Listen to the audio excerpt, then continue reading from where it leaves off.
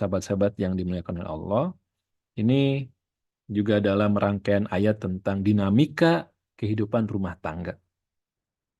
Kita bisa baca sangat panjang ini ya, lumayan. Itu dari ayat yang ke-226 di Al-Baqarah ya. Itu sampai ke 242.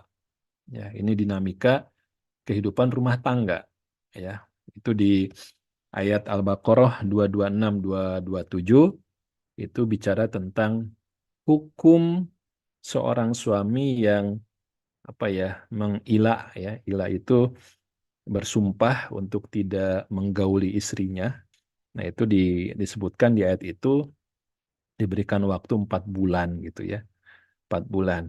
Ya, maka ini kan hukum jahiliyah sebelumnya yang berusaha untuk ditreatment, berusaha untuk diperbaiki oleh ayat-ayat Quran ini.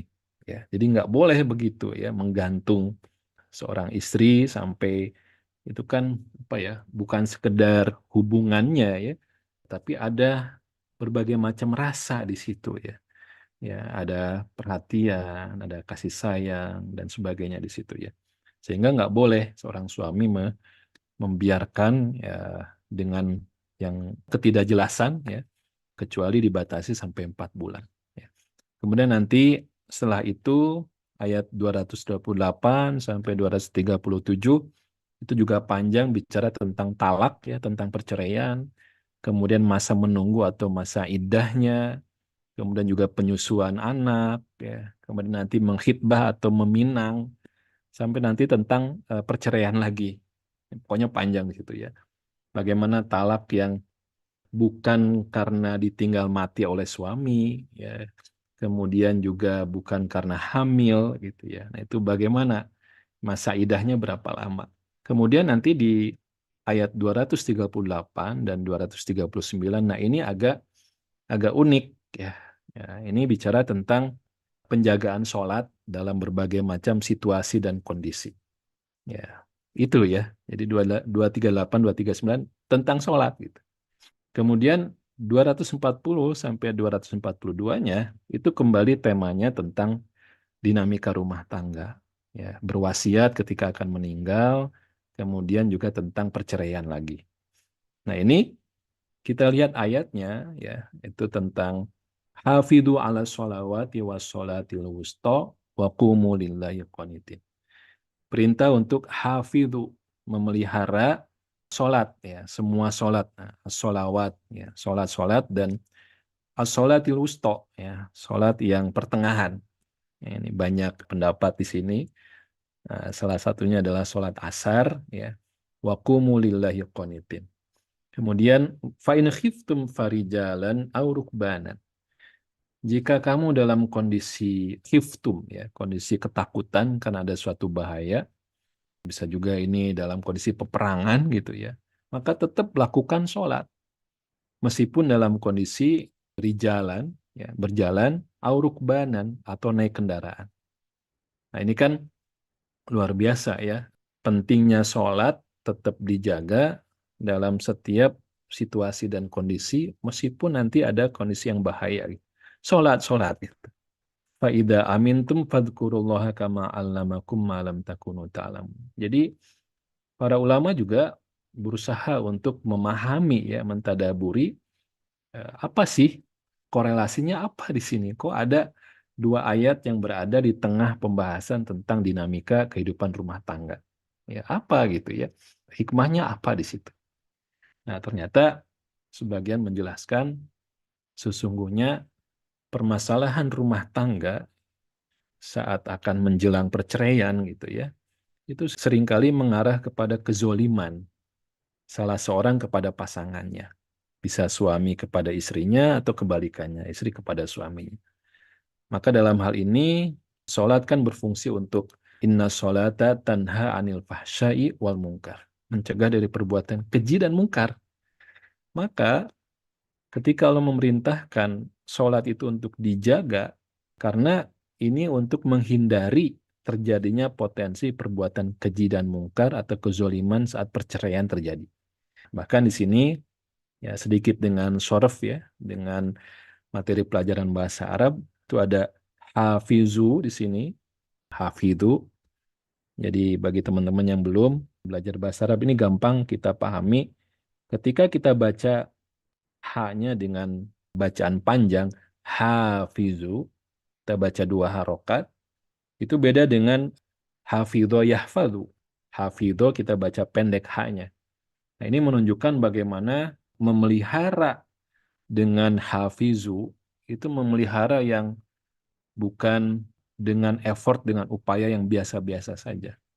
Tapi pemeliharaan, penjagaan yang ekstra gitu ya, membutuhkan upaya-upaya yang lebih besar gitu ya. Maka di sini hafidhu ini ada tambahan makna tetap melakukan, tetap memelihara dengan baik gitu. Jadi perintah untuk memelihara sholat itu bertujuan juga supaya ya teralihkan, tersibukkan dari permasalahan rumah tangga.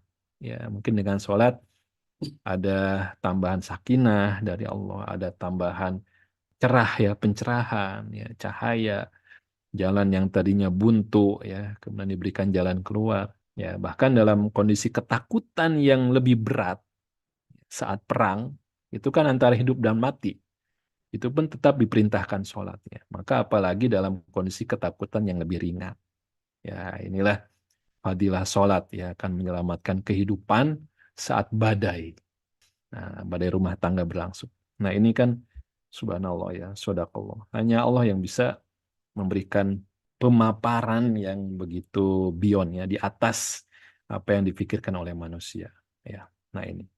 Taib ya. Jadi ini mukadimah kita ya. Kita mengingat ada 2 contoh tentang bagaimana ada ayat yang seolah-olah nggak nyambung gitu ya. Ternyata justru disitulah ada keterpaduan ya dengan tema yang sedang dibahas ya.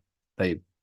Nah, Bapak Ibu, sahabat-sahabat yang dimuliakan, dirahmati oleh Allah, kita akan fokus kepada bagaimana rangkaian ayat-ayat tentang puasa ya, yang saya sendiri juga baru apa ya, baru mendapatkan gitu ya, ketika melanjutkan pembacaan ayat-ayat tentang puasa itu, ya, kemudian kita coba perpanjang ya, bisa kita perpanjang.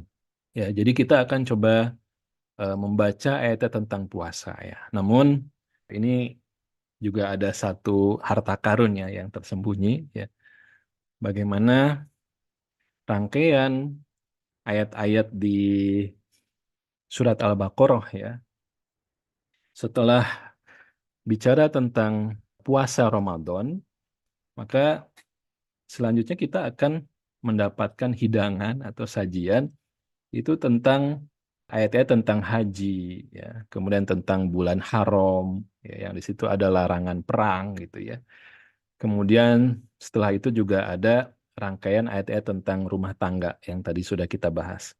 Tentang talak, tentang masa iddah, tentang penyusuan, ya, tentang khitbah atau pinangan. Ya. Nah ini kan membangkitkan rasa penasaran orang-orang beriman. Kenapa ya gitu? Setelah puasa, kemudian nanti ada pembahasan tentang haji dan setelah itu tentang ayat rumah tangga. Ya.